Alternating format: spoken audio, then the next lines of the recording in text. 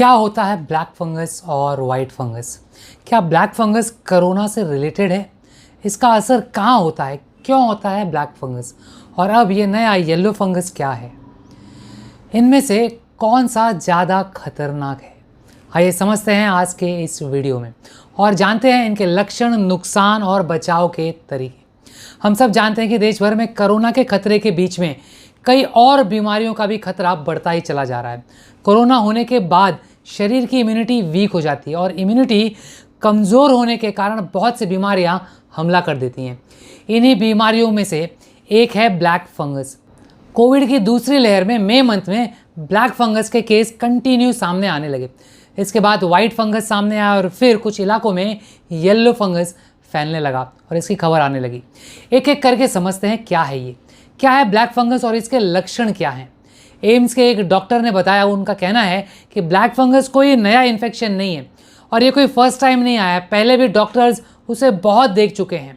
Doctors बताते हैं कि जिन पेशेंट्स को डायबिटीज़ बहुत ज़्यादा होता है या कोई कैंसर का मरीज़ है और उनकी इम्यूनिटी कमज़ोर हो गई है, तो ऐसे केस में उन्हें ये फंगल इन्फेक्शन बहुत जल्दी इन्फेक्ट कर जाता है।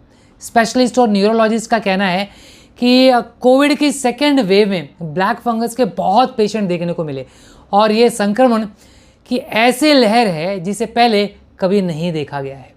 ब्लैक फंगस को हाल ही में 29 राज्यों में और बहुत सारे यूनियन टेरिटरीज़ में महामारी घोषित कर दिया गया है। डॉक्टर्स बताते हैं कि ये एक अपॉर्चुनिटीज फंगल इन्फेक्शन है। नॉर्मली ये हमारे आसपास ही रहता है, ये हवा में, मिट्टी में या फिर किसी भी नमी वाली जगह पे रहता है, लेकिन हमारे पास इम्यूनिटी का एक ऐसा कवच है जिससे ये हमारे ऊपर असर नहीं करता है। लेकिन जब कभी भी हमारी इम्यूनिटी कम हो जाती है, लो हो जाती है, तुरंत हमला कर देता है। अब तक तो सबको ये जानकारी है कि कोरोना होने के बाद इम्यूनिटी वैसे ही कमज़ोर हो जाती है और इसके इलाज में कोविड पेशेंट्स को स्टेरॉइड्स भी दिया जाता है जिससे इम्यून सिस्टम और कमज़ोर हो जाता है। इसके साथ ही अगर शुगर भी कंट्रोल में नहीं आया तो ब्लैक फंगस का खतरा बढ़ जाता है। जिस तरह से ये महामारी फैली है, बहुत से पेशेंट्स को हॉस्पिटल में इलाज के लिए जगह नहीं मिल रही है, इसलिए डॉक्टर्स कोरोना के मरीजों को सेल्फ आइसोलेशन के लिए अपना खुद से इलाज करने का सलाह दे रहे हैं। लेकिन कुछ पेशेंट्स जल्दी से ठीक होने के लिए स्टेरॉइड्स दवाइयों का इस्तेमाल करते हैं, क्योंकि कोविड इन्फेक्शन पेशेंट्स का स्टेरॉइड्स द्वारा इलाज किया जाता है।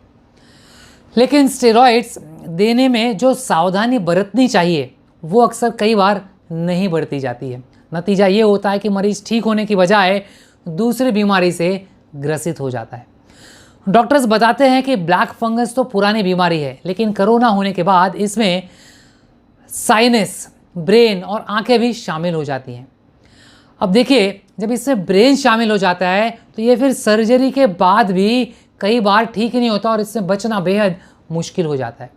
ऐसे में प्रॉपर ट्रीटमेंट नहीं मिला तो डेथ के चांसेस 80% तक बढ़ जाते हैं। इसकी एक खासियत है कि ये कंटेजियस नहीं है, यानी एक शख्स से दूसरे शख्स में ये ट्रांसफ़र नहीं होता है, छूने से फैलता नहीं है। अगर किसी को कोरोना से ठीक होने के बाद ब्लैक फंगस की बीमारी हो गई तो उसे छूने से या उसके आसपास जाने से ये फैलने वाली नहीं है।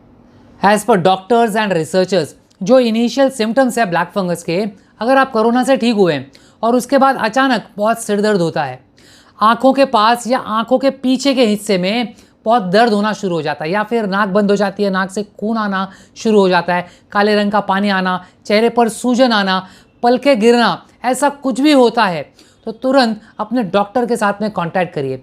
बीमारी के बढ़ने का इंतज़ार मत करिए। ब्लैक फंगस, जिसका दूसरा नाम है म्यूकोरमाइकोसिस, ये चेहरे, नाक, आँख, ऑर्बिट और यहाँ तक कि दिमाग को भी नुकसान पहुँचा सकता है। डॉक्टर्स और रिसर्चर्स इससे बचने के तरीके भी बताते हैं। इन केस आपको डायबिटीज़ है तो आप अपने शुगर को कंट्रोल में रखें, लगातार डॉक्टर से कांटेक्ट में रहें, शुगर को चेक करते रहिए, खुद से इलाज करने की कोशिश ना करें। शुगर पर कंट्रोल बहुत ज़रूरी है। इसके साथ ही साफ सफाई भी रखना बहुत ज़रूरी है। आप जो मास्क लगा रहे हैं उसमें भी बहुत क्लीनलीनेस की ज़रूरत होती है। जैसे कोविड की दवा मिलने में काफ़ी परेशानी हो रही थी, वैसे ब्लैक फंगस की दवा मिलने में भी काफ़ी परेशानी हो रही है, उसकी भी बहुत कमी है कंट्री के अंदर। और अगर टाइम पर सही इलाज नहीं मिला तो फिर जान जाने का खतरा तो हमेशा ही बना रहता है। लेट्स अंडरस्टैंड क्या है वाइट फंगस और ये ब्लैक फंगस से कितना अलग है। कौन सा इसमें से ज़्यादा खतरनाक है। एम्स के डॉक्टर बताते हैं ये गंभीर बीमारी है। वाइट फंगस ब्लैक फंगस से अलग तरीके की बीमारी है। इसका असली नाम है कैंडिडियासिस। डॉक्टर्स कहते हैं आईसीयू में एडमिट पेशेंट्स अक्सर बहुत कमज़ोर होते हैं और ये ज़्यादा करके आईसीयू में एडमिट पेशेंट्स को ही ये होता है, उनमें ही ये मिलता है। जब पेशेंट्स बहुत दिनों तक एंटीबायोटिक दवाइयाँ कंज्यूम करते हैं तो ऐसे में एंटीबायोटिक के साथ में ये फंगल इन्फेक्शन भी फैल जाता है। वाइट फंगस डायरेक्टली लंग्स पर असर करता है। ये लंग्स यानी फेफड़े को इन्फेक्ट करता है, संक्रमित करता है और फिर दूसरे बॉडी पार्ट्स को भी प्रभावित करता है। इन दूसरे बॉडी पार्ट्स में नाखून, पेट, किडनी, दिमाग, मुंह, ये अंदर तक इसका असर हो सकता है। अच्छी बात यह है कि ब्लैक फंगस की तरह इसका भी इलाज मौजूद है। क्या है येलो फंगस? लेट्स अंडरस्टैंड इसके सिम्टम्स और प्रिकॉशंस क्या क्या हैं। एक ईएनटी स्पेशलिस्ट डॉक्टर को मैंने एक टीवी इंटरव्यू में सुना था, वो कह रहे थे कि वो अपने 30 इयर्स के करियर में उन्होंने फर्स्ट टाइम इस तरीके का फंगस देखा है। स्टडी बताती है कि किसी को येलो फंगस हो जाए और अगर कोई घाव हो जाए उसके शरीर पर तो वो फंगस उसे जल्दी भरने नहीं देता है। इसे ब्लैक और वाइट फंगस से भी ज़्यादा खतरनाक माना जा रहा है। डॉक्टर्स का कहना है कि येलो फंगस का खतरा ज़्यादा कोविड पेशेंट्स को ही होता है और इसके सिम्टम्स जो बता रहे हैं वो है आलस आना, तेज़ी से वजन गिरना, भूख ना लगना, ये सब कॉमन लक्षण हैं। लेकिन इसके अलावा आँख में पस जम जाना इसके सीरियस सिम्टम्स में काउंट किया जाता है। अब ये फंगस वाइट है, ब्लैक है, येलो है, ये पता करने के लिए तो एक्सरे और सिटी स्कैन होता है। इसके साथ ही शरीर के जिस हिस्से पर इसका असर होता है उसके सैंपल को भी लेकर टेस्ट किया जाता है। येलो फंगस से जो बचने के तरीके बताए गए हैं उनमें से सबसे मेन है अपने आसपास सफाई रखना, पुराना खाना स्टोर ना होने देना, चेहरे पर लगाने वाले मास्क को सही तरीके से इस्तेमाल करना, क्लीन रखना। ज़्यादा करके ये फंगस नमी वाली जगह पर ही होता है, इसलिए अपने घर और दफ्तर के दरवाज़ों को हमेशा हवादार रखना चाहिए। येलो फंगस के इलाज में ज़्यादा करके एम्फोटेरेसिन नाम का इंजेक्शन दिया जाता है, लेकिन ये इंजेक्शन पूरी तरह से डॉक्टर के कंसल्टेशन से ही और डॉक्टर की देखरेख में ही लेना चाहिए। फंगस कोई नई चीज़ नहीं है, ये पहले भी पर्यावरण में मौजूद रहता था।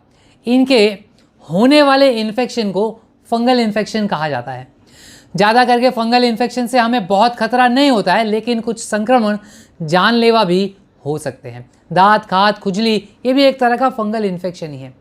अमेरिकी स्वास्थ्य एजेंसी CDC के हिसाब से aspergillosis, talaromycosis, pneumocystis, pneumonia, mucormycosis, black fungus और कैंडिडियासिस, वाइट फंगस जैसे कई फंगल इन्फेक्शंस होने के पीछे कमज़ोर इम्यूनिटी बहुत बड़ी वजह है। डॉक्टर और रिसर्चर्स कंटिन्यू इन सभी इन्फेक्शंस के इलाज पर काम कर रहे हैं। उम्मीद है और प्रार्थना है कि ये महामारी जल्द से जल्द धरती से समाप्त हो जाए और हम सब फिर से पहले जैसा ही अपना जीवन व्यतीत कर सकें। लेकिन तब तक हम सबको लाइव जीते समय सावधानी बरतनी होगी। मास्क, सोशल डिस्टेंसिंग और सैनिटाइज़र ज़रूरी है करेंटली। अपना ध्यान रखिए, फिर मिलेंगे अगले वीडियो में एक नए टॉपिक के साथ में। तब तक के लिए धन्यवाद। जय भारत।